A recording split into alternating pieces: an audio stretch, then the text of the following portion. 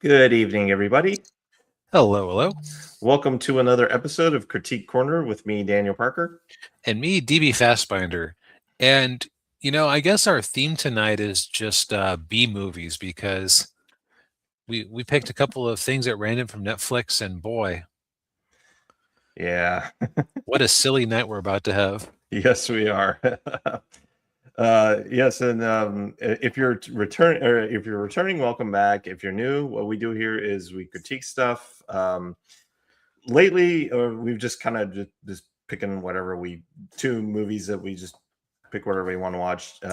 Although this week we seem to have gone back to our old formula of something new or newish, and then something older or classic. Hmm. Because our first review of the night, as DB pointed out, with the silliness, it's the 2025 version of Anaconda. Yeah, I mentioned in a previous review that I made an attempt to watch it, then gave up around the half-hour mark. But I was subjected to enough familial pressure that I had missed the best part of the movie, quote unquote, that I decided to give it another go.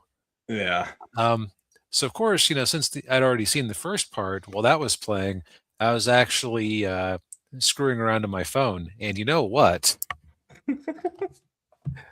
I I understand now what they mean when they say that Netflix movies are designed to be something you have on in the background while you're messing around on your phone. Yes, because not a whole lot happens. Um, yeah, so this movie is basically it's not a remake, it's not a reboot or reimagining or anything. It's basically it- it's like a meta commentary on like on like It's on the whole process, I guess. it's like if The Three Amigos was a sequel to a more serious movie. Right. Yeah. Yeah. Right. So yeah, like if Three Amigos was like a remake of The Magnificent Seven, an actual, or doing something along those lines. Yeah. Right. Um, I'm trying to think of if there's because it's basically about some guys who decide that they're going to make their own Anaconda movie and then go down to Brazil and run into a giant anaconda. right. Yeah. Yeah. So the movie centers on our there's basically four main characters.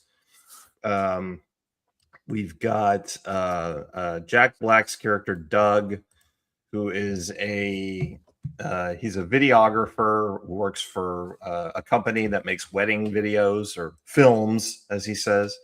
But he hates doing it because it's really boring and unfulfilling. Which, I mean, if I was in his shoes, I'd probably be feeling the same way. I mean, that would probably get really old after a while, making cheesy wedding videos, all the time. Right, especially when he thinks he's an artiste. Yeah. And then we've got Paul Rudd's character, Ronald Griffith Jr., or Griff as he's called. And it didn't dawn on me until like the next day after I watched this movie. Him being called Griff is applicable when you watch them, when you get further into the movie. Griff for grifter. Uh, Mm. I don't know if that was intentional or not. But yeah, Griff is a wannabe actor who's out in Hollywood. He gets fired from his new job playing Doctor Number Three on some hospital drama, and so he's walking along the back lot of this studio, and he sees so happens to walk past a poster of Anaconda, the 1997 movie with that had J Lo, it had Ice Cube, Eric Stoltz, who for those of you who don't know, Eric Stoltz, he was in a lot of movies, but he most famously was the original actor hired to play Marty McFly before he got fired. Well, at least he got to be in a movie about a giant snake, I suppose. I suppose, yeah, yeah, or or a failed prequel to Battlestar Galactica. But yeah, so then Paul Rudd, of course, they're all from Buffalo, and Paul Rudd goes back to Buffalo because it's Doug's birthday, and of course, Doug is married and he has a son, and of course, then we meet the other two friends. One of them is Kenny, who's played by Steve Zahn, who I've seen in a lot of comedies, although I haven't seen anything lately. Steve Zahn is like the ultimate. I kind of know that guy, but I don't know why. Because I don't think he's ever really been in anything where he was the lead. No, he hasn't. He's always been kind of the he's always been the supporting guy. And then last but He not has like least, these very wide eyes. It's like yes. and he's good at sounding stupid. Yeah. Let me peek at his filmography real quick to see if maybe Yeah, I'm anything morbidly jumps curious out. now too. Well, he was in Oh, one of he the was in nine. Sahara. Oh God, the one time they tried to make him big. That's right. Oh yeah, that's Which right. he He was was. actually pretty good in that. Yeah. He yeah, he was. That's right. He was McConaughey's sidekick. Then let's see what else. He was in the War for the Planet of the Apes. He was Bad Ape. Is the only thing he's described as. Oh man, yeesh. Um, Yeah, he was in a lot of. Looks like he was in a lot of comedies in the '90s. Oh, he actually had a role in Crimson Tide, huh? and, Um. and a bunch of voice acting stuff. He was in Phineas and Ferb in a Oh, couple episodes. yeah. Oh, it looks like he was in the. Let's see, he was on White Lotus, but of course I've never watched the White Lotus, so I don't know anything about it. But yeah, and then last but not least, to round out is of course it's kind of the prototypical like, oh yeah, you got like a group of three guys and then you have to have a girl. Oh, Saving Silverman. Oh, Jack Black was in that one too. Wasn't he? Huh. Well, was he one of the friends? Okay, we're Yeah, going down. yeah, we're going down a really You're good right. rabbit. We're going down a weird rabbit hole now. um, and then but then rounding out the cast is Tawny Newton, who plays Claire, and she's like the girl of the group. And from what it sounds like, the most financially successful of all of them, because she's the one who's when they all get together and decide that they want to make their own Anaconda movie, she's the one financing it. And of course, the whole reason it kicks off is because Paul Rudd finds an old videotape of a like a short film that he and the others made when they were kids, and so they kind of got them inspired. And then Paul Rudd's like, they're all sitting in the diner talking about Anaconda and quoting the lines, and Paul Rudd says, "I have the rights to Anaconda." Which is already a bit of a stretch. Yeah. It's a bit of a stretch for a Hollywood, a struggling Hollywood actor to buy the rights to a film property from a major studio. I remember on was it the show News Radio with Stephen Root? There was like a storyline there where for like the rich boss bought everybody like a sports car for their birthdays, and one of the characters, he like it looked like he just got him a CD of Fibber McGee and Molly, an old radio show. That's right. And he was like super bummed out. And then it turned out that no, the boss bought him the rights to Fibber McGee and Molly because he liked old radio shows. Right. Yeah. And like that. Okay, that in 1990, whatever. That's a more plausible thing for you to somehow rummage through intellectual property and buy the rights to. Right. Oh yeah. And because I mean I've given some thought to like going through like some B movie, property and trying to buy the rights for it, but I'm like, oh man, I don't think I could afford it even if it's like some forgotten franchise from like a B movie producer. I don't think there's any way I could do it, but yeah. So it's like it's already kind of built on a really flimsy It really should have been an obvious lie, but I was kind of so busy cringing out that I didn't even think about it.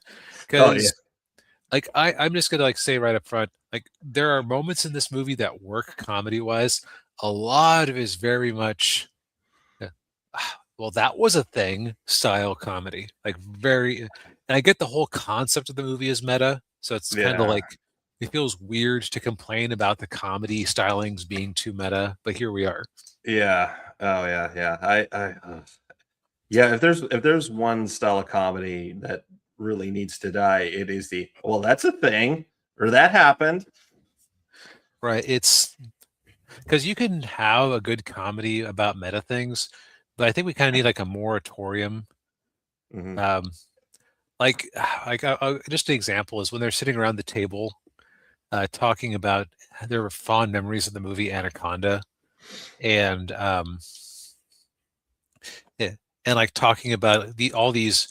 Well, let's be honest here: Jennifer Lopez, Ice Cube, the guy who wasn't Marty McFly. This is not really a power. Yeah, it's not really like a murderer's row of good actors. No, no.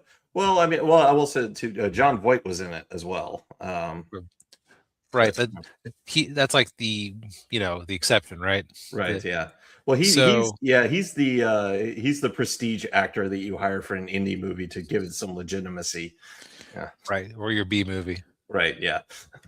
Um, and like I feel like there was a way to make that joke more funny than they managed, but they couldn't quite do it. Yeah. Yeah. Yeah. Because then as soon as they get down there, it does turn into the whole. Oh, they're in the movie now, because they not only do they have this giant anaconda, which looks like a prehistoric, like the just judging from the size of it, which help me out, DB. The anacondas don't get that big, do they? No, so I think the measured limits are somewhere around 20 feet or so, and there are Yeah. rumors periodically of ones that are 30 feet. Uh, Mm, crazy thing, there were actually snakes probably about as big as what was portrayed in the movie at some yeah. point, called the Titan boa. Uh, Um, but it's not like there's anything around remotely like that today, if only because what the hell would they be eating that would require them to be that size? a lot of cows, I guess. Yeah. Going after caimans and gators and stuff. I don't know. Yeah. Yeah, I Uh, know. Yeah. but yeah, so they get out there and they hire a woman named Anna to be there. I should say a woman named Anna who is on the run from the law. We kind of Yeah. missed the whole. Oh, yeah, that Actually, whole we don't know that yeah. she's on the. Actually, no. It's vague early on who is who at the zoo. Right. Yeah. So you Yep. think Yeah. that she's initially like a good, like she's kind of in the right because at the area where they're filming, it happens to be a spot where there's illegal gold mining going on. Yes, and the chemicals from the gold mining are seeping into the water and contaminating it. Oh God, it just occurred to me. Is that going to be? Is that the explanation for how there's a 60-foot snake? Oh, that Like, might be. I don't think they It's ever like like, directly call that it's out, like but yeah. Oh yeah, that's like oh god, that's like alligator. And that which is kind of along the lines of this movie where the alligator that gets flushed down the toilet and then it becomes this super creature because it gets exposed to chemicals and it's massive. Uh, yeah. yeah, Yeah, I exactly. don't know if that's true in this case, but yeah. Eh, It's not implausible. But so then not implausible, but yeah, so this woman Anna, she oh, I just caught that on Anaconda. Huh. Um Oh, you're right. but yeah, so she basically hijacks their boat and and then of course yeah, they get caught up in the whole subplot with because they the gold and the law enforcement and everything. And then there's this we also forgot to mention the snake handler. So Santiago, played by Santiago. Sultan Mello. Yeah, and he has his own pet anaconda that he just there's like a he treats like a son, and yeah, and he like dotes on him and everything. And even though it's a vicious man-eating snake, and Okay, he is actually Brazilian. I realized that on the one hand, it sounded like he had a very put-on accent. But then I said to myself, DB, do you actually know what a Brazilian accent sounds like? And I realized I didn't have a point of reference for that. yeah. Well, yeah, I could tell he was, because I and well, never mind, not important. But yeah, he. I don't know. I don't want to know how spoiler heavy we want to get with this. So we usually go at this from the perspective of how much do we think that the audience would enjoy this movie, or is this worth somebody's time? I think after giving it 2 tries, and it's not especially. Yeah, I didn't think like the comedy really You're cutting in and out. didn't. Yeah. Oh, I am. Oh, Yeah. am I okay now? All right. I think so. Let's go ahead and try again. The comedy really didn't. The comedy was okay. How's that? Yep, you sound fine. Okay. Yeah, my internet's been acting kind of wonky lately. But yeah, like there were a couple of parts in there where I chuckled a little, but I didn't, I wasn't like rolling on the floor laughing. And like it fell into the trap of a lot of comedies, which is that the climax was really silly and stupid. Yeah. So. Yep. Yeah, like the best scenes in the movie are like physical comedy scenes. Like there's a bit where they accidentally throw the pet anaconda off the boat and it gets chopped up in the propellers, and it's so audacious that you kind of do smile a little bit. Yeah. Probably the funniest bit is they think that Jack Black is dead at one point, so they tie a pig to his back to make it harder for the anaconda to swallow him to buy them more time. Yeah. And then they stuff a squirrel in his mouth. Yeah. Like Steve Zahn's character is like, snakes love squirrel meat. Yeah. Like it was just stupid enough that it kind of tickled my funny bone a bit. Also, they do the thing where the ending of their movie from the start of it mirrors the Anaconda. It mirrors the how they end up dealing with the Anaconda. Yeah. Also, Paul Rudd's character never is punished. Like we don't think we actually said this explicitly. It seemed implausible, but yeah, he was just plain lying about having the rights to Anaconda, which as far as lies go, is that like okay, there's a lot of leaps of logic there. Like okay, you don't have the rights to Anaconda. Why not just say, remember how much we loved Anaconda? Why don't we go make our own snake movie? Yeah. You don't have to have this liar revealed plot, because spoiler alert to what I kept being told was the best scene in the movie. So they're on the river, and a whole bunch of boats go by, and they find out that they are from Sony shooting a remake of Anaconda with the original cast. Yeah.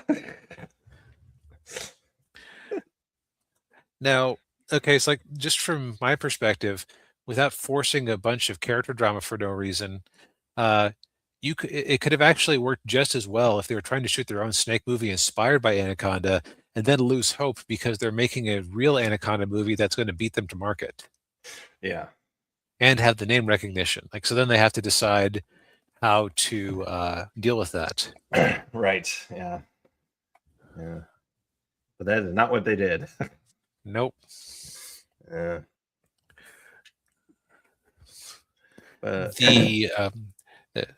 Also at the end of the movie, like they apparently make a movie starring other people to play them, which is still called Anaconda, and it's like them making the movie. Yeah. Uh, but they still like lose a lawsuit to Sony because they still didn't have the rights to Anaconda. And like I've seen multiple comedy movies about making movies where the ending is like somebody making a movie based on the process of the making the movie because it becomes more interesting. I can't Yeah. think of what it is right this second though. Oh yeah, uh, wasn't Jack Black in that one too? I can't remember. Oh, Tropic Thunder. That's the Yeah, yeah. yeah, so Yeah. so they aimed for probably the best comedy that Jack Black was ever in, and stole the ending to that, and didn't even do as nearly as good of a job of it. No, yeah. Yeah, because at least that one had a John Voight cameo in it. Yeah, And hey, Arcos, good to see you. yeah, man. Yeah, and yeah, they played that song multiple times in the movie. Not the Nicki Minaj version, which if this movie had been made 5 or 10 years ago, they absolutely would have. Oh yeah, yeah. Ugh. Um, so yeah, I don't think this is worth your time. If you do decide to turn it on, the experience of watching it with a phone in your hand is actually superior before I start paying attention to it. Yeah, Because if you do that, you just look up every so often when somebody shouts or there's an action scene with the snake, and and a lot of like the bad dialogue just washes over you, yeah.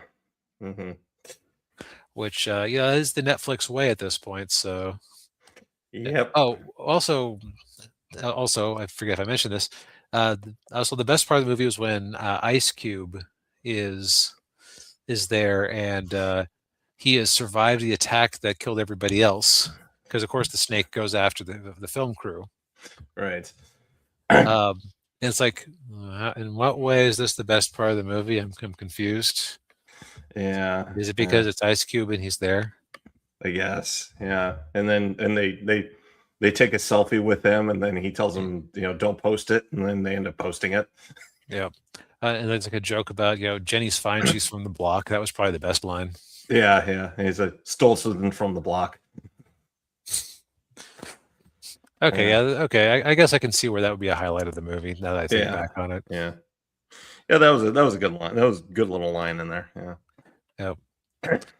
Um, yeah, so like it's very mediocre to not great, and I would say that there are better comedies on Netflix. Like, is Spies on Us still on there? I no, Or did we? No, I no, we watched it on Tubi. That's right. yeah, Go watch Spies Like Us on Tubi on for free. TV. You'll have a better Yeah, time. yeah. Um, Indeed, yes.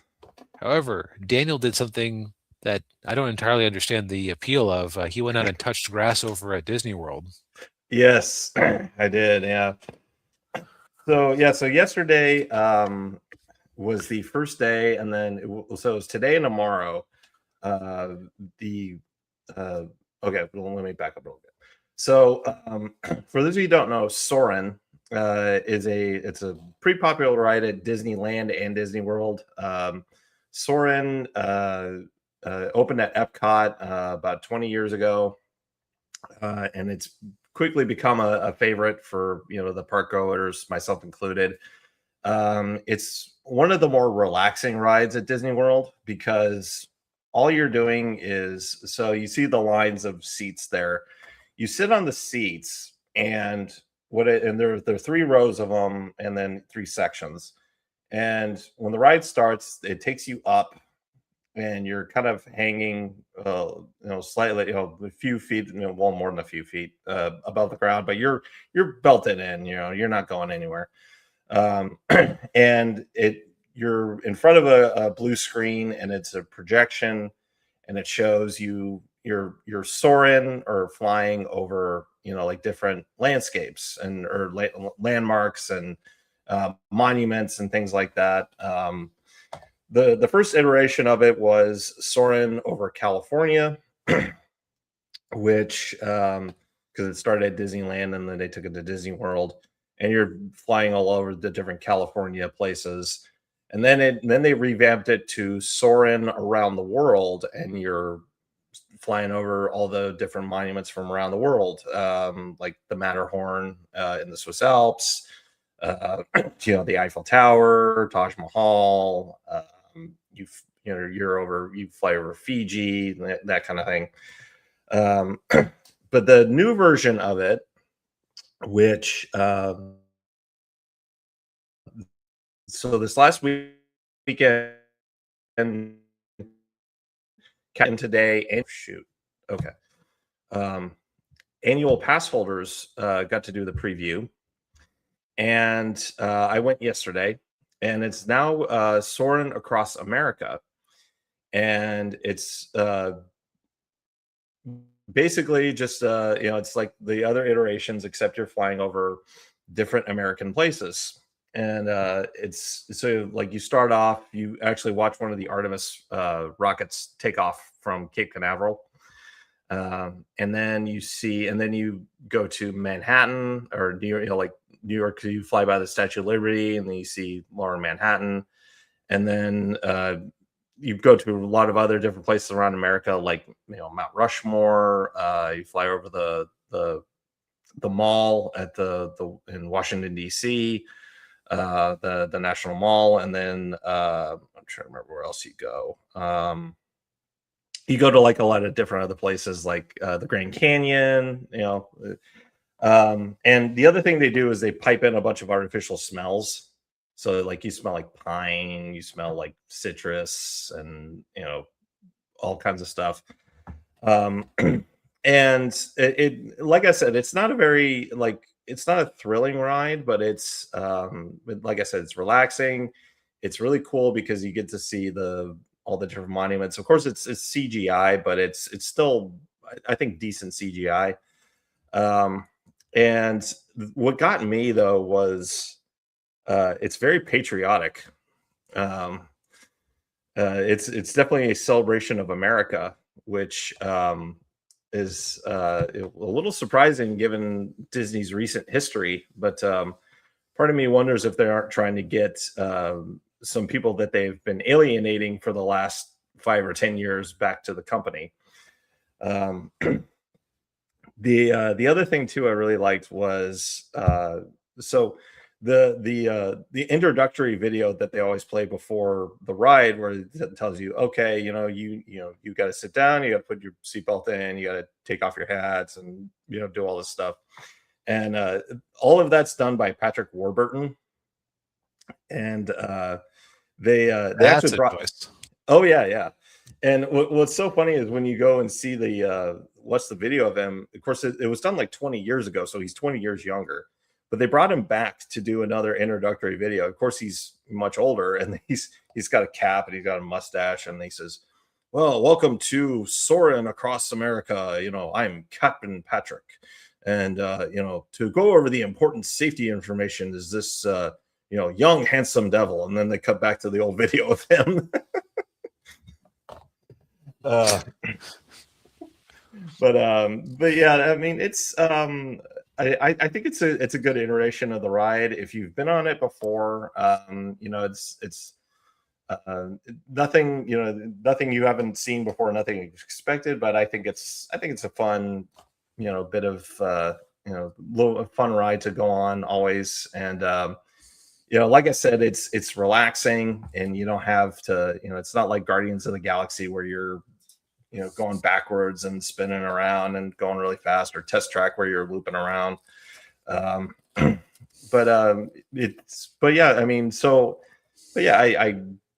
definitely, I always recommend people go on this ride if they ever find themselves going to Disney World. It's usually, like with my family, it's the first ride that we go on when we visit, because we always stay at one of the hotels by Epcot, and we just. And it's in walking distance, but yeah, I mean, if you ever find yourself in Central Florida and you go to Disney World, definitely go on this ride along with Guardians and others. Yeah. So just to confirm what you were saying, so you said this was a preview, so you don't really have an idea of how bad the lines are going to be on it. I don't. Usually before they changed it, I mean, It's usually it'll probably be around like 30 or 40 minutes. But with this new change, I mean, it could be like an hour maybe at the most. Just because it's there's still some novelty there. The wait times haven't been too horrible at Disney World lately, mainly because park attendance has been down a bit. But yeah, I mean, I will imagine for like the first couple of months or so, the wait times will probably be on the high side, but it'll probably even out and it'll probably be like a manageable 30, 40 minutes, something like that. Okay. Yeah. Yeah. So okay. So it's not like actually I haven't been to Disney World in 25 years. 30, 40 minutes. That's like is that a relatively low wait time or? It's mid. Yeah. Okay. Yeah. Well, I guess it depends on who you ask, but I mean, yeah, it's for me, it's mid. Like for our family, like anything more than 40 or 45 minutes, we're like, I don't feel like waiting for it. Um, but I mean, there's some rides though that like I mean I remember like Rise of the Resistance, which was the Star Wars sequel trilogy ride. I mean that one is still really hard to get on. Like I've seen that wait time be like 90 minutes. Although when it first opened up, it was like 4 or 5 hours. So you know it's hard to say. Yeah. Okay. So there might be a spike. I can't see this being like Splash Mountain or whatever. No, no, it's not. No. It was a really popular ride for a very long time, but I think some of the novelty kind of wore off. That might be another reason why they changed it up. Was just to keep people going because they do need more. Like Epcot does need more rides. I mean, I yeah. Right. And also if you have something to draw people to Epcot, as I recall, there's like a lot of gift shops there and other Oh yeah. attractions, and it takes some of the strain off of the big rides. Oh yeah. Yeah. Yeah. They got the World Showcase, which is where like that's where a lot of the different countries have their pavilions. And I will say at night you don't want to go there with your kids because it kind of turns. It's a bit of a bar crawl because everybody's going around drinking all the different alcoholic beverages that are served in all the different countries. Um, Although I will say though, the Japan Pavilion at Epcot is one of the better ones there. Probably maybe the best one there because they put a lot of attention and detail into that. Hmm. Yeah, and there's also uh, like a Benihana type restaurant there. So. which that's always a good time. Oh yeah, Okay. yeah. So for anybody watching this who's interested in going down to Disney World specifically for this ride, maybe give it a month to cool down a little bit. Yeah, yeah. I would definitely wait until. Well, I would wait until the end of the. If you, I would avoid coming here in the summer because it's All right, unbearably, muggy. yeah, it's very muggy and unbearably hot. Um, but but yeah, but I would say, but if you do, yeah, like wait a month or two maybe before. Yeah, I don't know when. I don't know when it officially opens up completely, but yeah, but when it does, yeah, just wait a couple of months before it for the novelty to wear off. Okay. Yeah. Um, well, speaking of hot roasting places, we watched Hellboy for the first time in ages. Yeah. This was, I think, one of my first Netflix mail-in DVDs that I did. Because I didn't see it when it came out in the theaters. I don't know why, it just didn't really interest me. You know, a lot of people didn't, and this is one that was saved by DVD. Mm. In fact, let me just pull up the numbers here. Yeah, because well, that would explain why they did it. Able to do a second one. Yep. Uh, Yeah. Okay. So the original Hellboy um, had a production budget of 60 million and a worldwide box office of 99 million, mm, which that's a flop territory. yeah. But because of the different movie market back in the day, they made up a lot of that on DVDs, and there was like a special edition that I had at one point, and so Yeah. they're able to just keep re-releasing this. And honestly, I think the home theater might have been the superior environment for this thing. Yeah. Um, so basic premise of Hellboy. He is in the closing days of World War II. Yes. A young British researcher named what was it, Bloom, right? Sounds about right. Yeah, Broom. Yeah. Broom, that's it. Been watching too much anime, I guess. Yeah. Anyways, played by John Hurt. That's right. Okay. Yeah. So the guy who the alien burst out of his chest. Yep. So you got slightly more dignity in this movie. Yeah. But so John Hurt is they're raiding this Rasputin. Yes, that Rasputin who survived the attempt on his life and joined up with the Nazis to pursue occultic research. And by cultic research, I mean, this is basically just Lovecraftian. Cool. Yeah. And in the course of a knockdown, drag-out fight with said National Socialists, a grenade goes off, and by the way, there's some bad special effects. There's some good special effects in this thing. There's some very bad special effects in this thing. Like one of them was like how a grenade made somebody just fly off in a random direction. Yeah. Yeah, that's not how it works. But their interference caused, instead of opening up the portal and letting out the squid baddies into our world, instead Rasputin is sucked into a portal, but while the hole was open, Hellboy came out as a small monkey-like being. Yes, and Broom ends up adopting him, and of course he ages very differently than humans. So by the time we get to him in the modern day, he's basically the equivalent of being in his 20s, even though he's played by Ron Perlman, who at the time of making the movie was, I want to say, in his 50s. Yep. Which explains why he had a crush on Selma Blair's character. Let's all be honest here. I think everybody would have a crush on Selma Blair. Yeah. So the basic premise is that the bad guys are trying to use Hellboy as a naturally large right arm, which is a key to unlock it's basically like a biological version of a device that Rasputin had been using to try and open up the hole to the other universe. Yeah.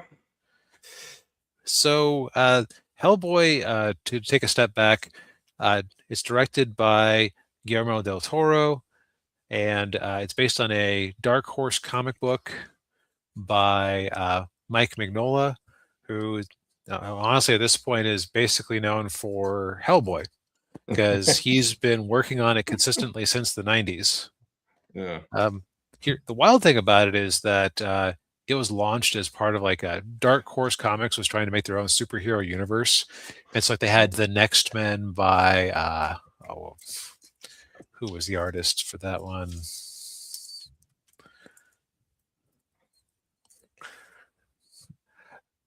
John Byrne, which of course was like it was like a dig at the X-Men who he had left behind at some point in the 80s.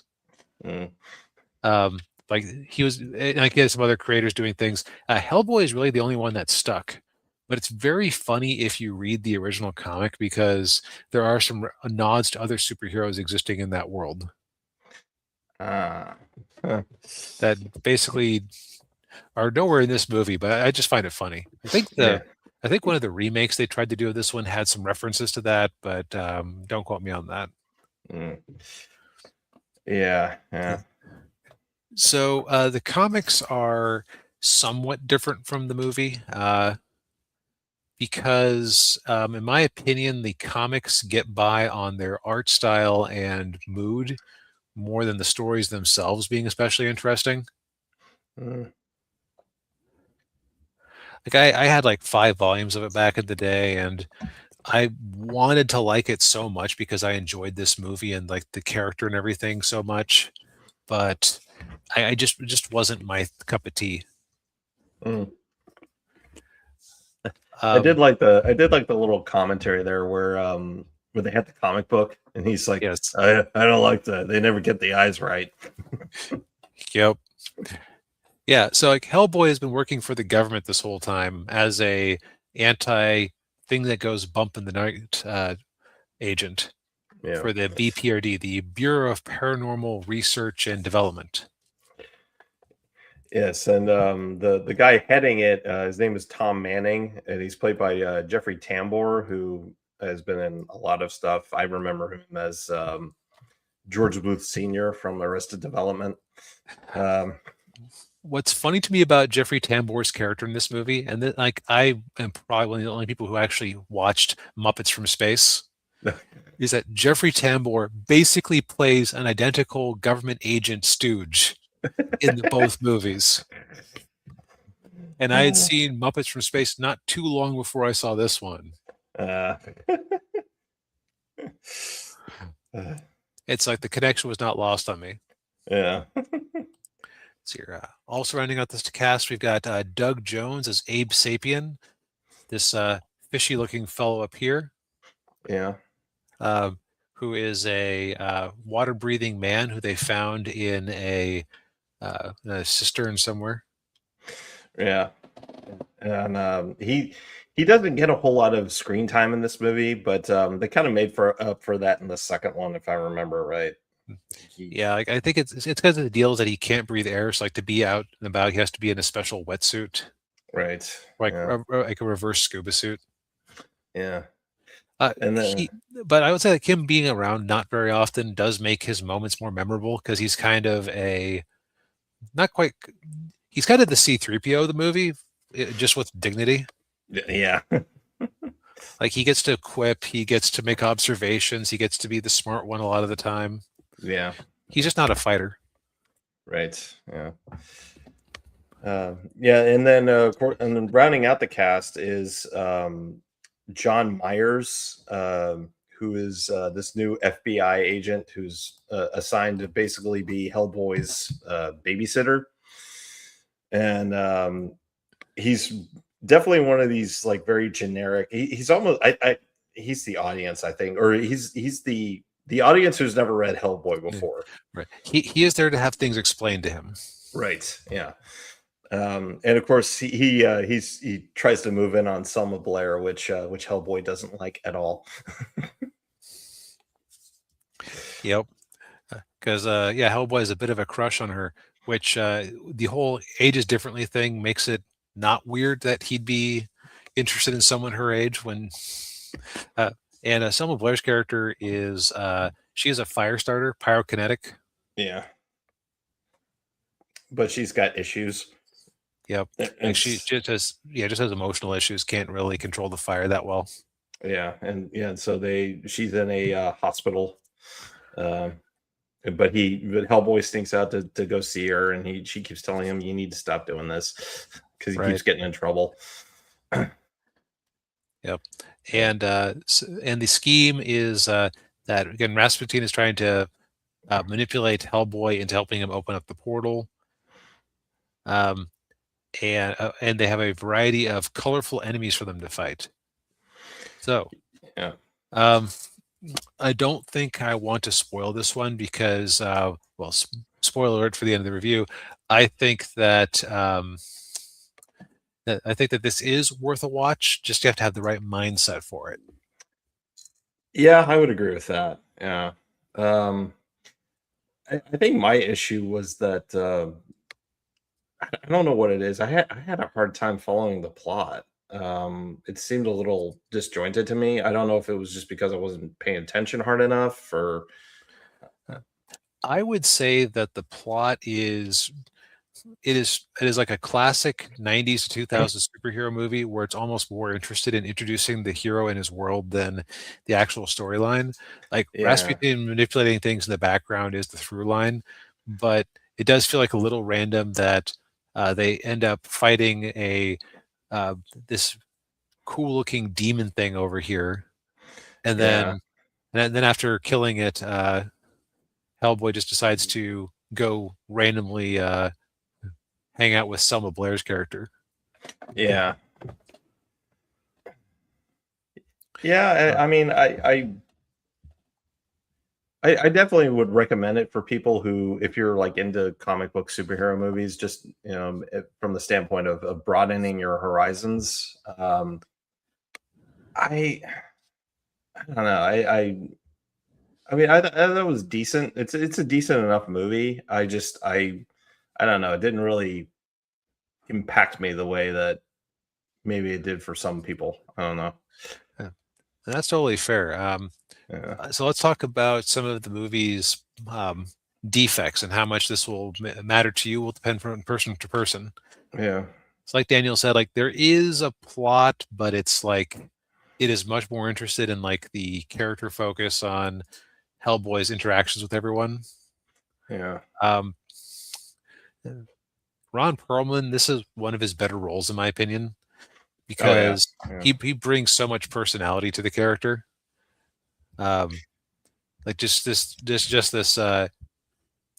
sarcastic, I'm done with this feeling about all of his superhero work or his Yeah. secret agent work. Yeah. Yeah. There are a couple moments on there when like something bad's about to happen to him. And he's like, "Oh crap." Yeah. Um, But now I will say that some of the banter is a little generic. Like there's one point where he's wrestling with a demon and falling down a mine or falling down an elevator shaft. He shouts something like, "You lousy monster!" And it's like this couldn't have gotten a second draft. yeah. That's the line you want to go with. Oh, okay. And I suspect that a little bit of it, like, and this is something that I heard somebody observe, and like once you hear an observation and it's true, you can't unobserve it. Yeah. Um, so Guillermo del Toro, Spanish is his first language. Might like, and some of the dialogue does have a slightly tin ear to it. Mm. Like some of the things that are quippy, it's like I feel like there should have been a funnier line there. Yeah. Yeah.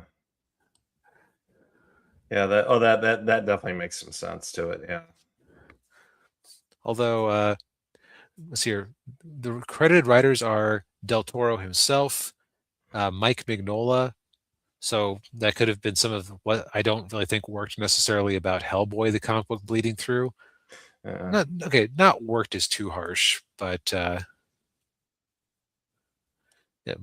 And then the other writer was a guy named Peter Briggs, a former assistant cameraman. Briggs sold his spec script Alien vs. Predator 20th Century Fox in the 90s within a day of hitting the market via his then agent, William Morris. And his writing credits are this movie and Thunderbirds Are Go, the TV series. Oh boy. Oof. Oof. Okay. Which is a Amazon Prime remake of the old puppet show Thunderbirds. Well, okay then. So the dialogue feeling a little generic in places kind of makes sense. Like I would say that the actual character arcs they actually work well enough. Yeah. But like a lot of this movie's appeal is just in the audacity of some of the concepts in it. Like Abe Yeah. Sapien, he's cool. Like, Yeah. it's a guy who was found in some sort of underground well or something. I forget what the specifics of it were. But like, Yeah. he was named Abe Sapien because the date written on the wall was the date of Abraham Lincoln's assassination. Yeah. Or like this guy here, I always called him the Clockwork Nazi because he is a German sadist who basically mutilated himself because he was addicted to surgery, and his blood has, quote, long since turned to dust. Like he Yeah. winds himself up with clockwork pieces. Like it's totally implausible, but it's so darn cool. Yeah. Rah rah Rasputin, Russia's greatest love machine, as this sinister force in the background manipulating events to draw everyone together to make Hellboy give up on the world so that he'll open up the portal. That's Yeah. cool. Yeah. Now, special effects have not aged great in this. Like I'll say that there are a couple of scenes with, say, the Clockwork Nazi doing his thing with his wrist blades, where you could tell, okay, you're nowhere near touching the people who you're supposedly cutting down. Yeah. Yeah. Some of the CGI has aged very not well. Like Yeah. when Rasputin is being pulled into the portal at the start of the movie, little globules of flesh are coming off of him, and it looks so bad. I'm sorry. Yeah. Yeah. They had the sense that when they're doing long or they're doing big CGI scenes um, of the eldritch horrors in the other dimension, they were cast in shadow mostly, Mm. which is like the classic we don't have a huge CGI budget trick, but it was effective. Yeah. Um, on the good side, I will say that the Hound here, the evil demon that they're fighting through most of the movie, like very excellent design. Like he looks Oh, cool, yeah. Oh, and yeah. like Yeah. the way he moves around is just perfect. Yeah. The other thought I had is that I feel like Hellboy was like the inspiration for a lot of TV shows and comic books and novels and stuff. Um, Mm. like I'll just there's a novel series called Monster Hunters Inc. by was it Frank Corietta? One sec, it's been more than 5 years since I read that book. Yeah. Yeah.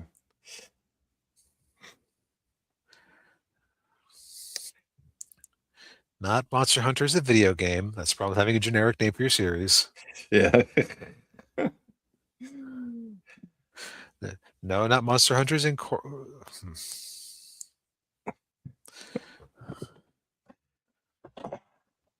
Yeah, I will say like the CGI kind of looked bad in places, but the practical effects I thought really held up well. Yeah, like Ron Perlman's Hellboy makeup is good. I'm not gonna. I think it is Hank Corietta wrote it, but anyways, like there's just a lot of novel series, but with that kind of run with this idea of secret government organization where the people aren't too ordinary and they're fighting back against the things that go bump in the night. Yeah. I want to take a spin on that because that seems so cool. Yeah. Yeah. It also just occurred to me that kind of like when we reviewed Furiosa last year or the year before, Yeah. that Hellboy would be an excellent setting for a tabletop RPG Oh, yeah. Yeah. because you could make your own Hellboy or whatever. Oh, yeah. I can see that. Yeah. Anyway, what just kept hammering through my head as I was rewatching this for the first time with a more critical eye was this is such a B movie. It's a fun B movie, Yeah. but it's like it's on a similar level as that Robot Jocks movie we watched a few weeks back. Oh, yeah. Yeah. No, it is. Yeah. It is very much a B movie plot, B movie, setup and everything. Yeah. Yep. Cheesy with a capital C, but it's such darn good cheese. Yeah. So, yeah. so like I liked it. Daniel's more lukewarm on it. Mhm. It's currently on Netflix, so give it a go. It's definitely better than Anaconda. Yeah. Though I agree with that wholeheartedly. Yeah. It's a low bar, but it clears it. Yeah. And I will say it's better than a lot of the superhero movies that have been coming out from the last 5 or 6 years. So. Including Hellboy remakes. Including although I haven't seen that one, but from everything I've heard, it's really horrible. So probably don't need to see it. But yeah. But with that being said, I think we've said what we needed to say for tonight. Indeed. Well, thank you everybody for tuning in. We appreciate it as always. Hit the like button, subscribe to the channel if you haven't already, ring the bell, all that good YouTube stuff. Buy a book or some books. And we will not be on next week for certain, and or the week after that, because both of us have things going on for the next couple of weeks. But we may, I don't know, we may do something like not next week, but the following week, maybe like try to find a day in there somewhere. Well, Yep. Stay tuned. Stay tuned. Yes. Well, yeah. Follow my Twitter here, because that's where I'll usually post updates for the channel. So, but anyway, that being said, night everybody. Yep. Good night.